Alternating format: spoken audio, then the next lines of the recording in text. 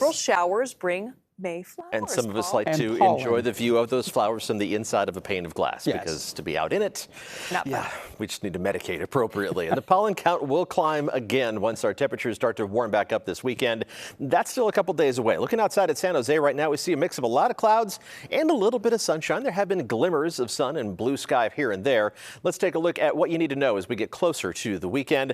We are going to see a lot of clouds as we head through tonight and the first half of tomorrow. Possibility of some drizzle, maybe a passing shower here or there, but those are going to be pretty few and far between. In fact, very few and far between. We do return to normal April weather for the last weekend in April, and then a little baby warm-up kicks in away from the water as we head through the first half of next week. Let's check out Futurecast, and you're going to see a lot of gray and not a lot of green. So a lot of clouds out there tonight and the first half of the day tomorrow, but any showers that Futurecast is trying to produce on its radar simulation largely remaining offshore, or during the day tomorrow, largely running through the Central Valley. Let's wind the clock forward once the sun comes up, and there is the possibility of a passing shower, some patches of mist and drizzle here and there, but those chances are lower than 20%. So it is not much of a rain chance. We're just mainly going to see clearing skies during the afternoon and evening, and plenty of sunshine is going to be with us as we head into the weekend.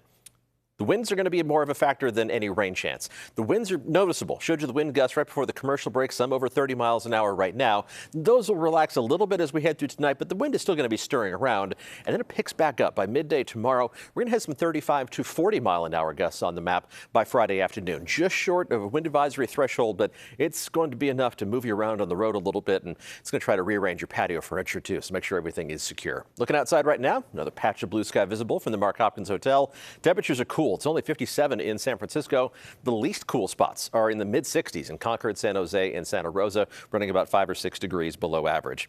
Temperatures later on tonight are going to drop down to mostly the low 50s. Some of the very coolest spots dropping down to the upper 40s, but these numbers about 2 to 5 degrees above normal, but we'll end up about 3 to 6 degrees below average for high temperatures tomorrow for one more day of cool weather. Only up into the mid-60s for high temperatures in San Jose, low 60s in Los Gatos, and likely in the mid-60s for Morgan Hill as well. Even the warmest spot on the map, Antioch, topping out just below 70 degrees. So there's only going to be about a 12-degree difference between the warmest location inland and the coolest spots right along the coast. Only 57 degrees for Half Moon Bay. San Francisco barely touches 60 degrees tomorrow. And with that breeze and the cloud cover for the first half of the day, it's going to feel even cooler than these temperatures, only reaching up into the mid to maybe upper 60s for the North Bay. You might have a better chance of overachieving if the clouds clear out a little bit faster.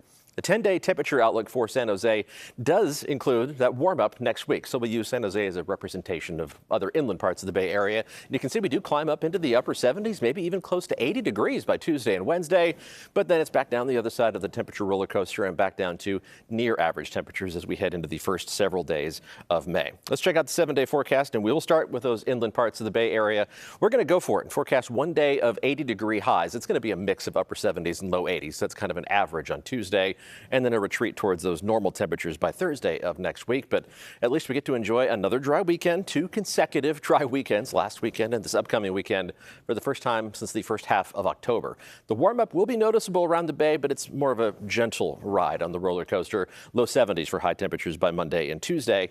Along the coast, you're not going to see a whole lot of a difference in your temperatures, although you should get up to or maybe a little bit above 60 degrees by Tuesday.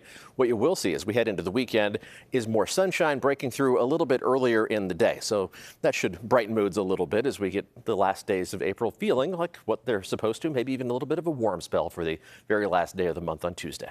You know, you live in San Francisco when you get excited about 60 degrees. Yes. Like it's a warm-up.